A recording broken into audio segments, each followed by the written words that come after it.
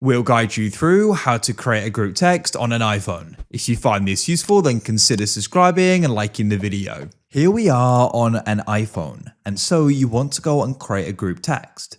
This means you can then go and send a text to multiple people at once. So we're going to guide you through this step by step, make sure this full guide so you're going to go and know how it can go and be done. So without any further ado, let's go and get started. What you want to do is you want to go and open up the Messages app. So come to the bottom and find Messages. Tap on it to open it up. Now what you need to do is come to the bottom right and you're going to go and find the new message compose button. It's like a square with a pen writing on it. Tap on it. We now have the new message here. So what you can do is you can go and press the plus over to the right and you can then go and find the first person you want to go and add. I could tap on Amy Hop. Then you can go and press the plus again over to the right and you can find someone else you want to add. I could do guide iPhone like so. And of course you can go and repeat that for more.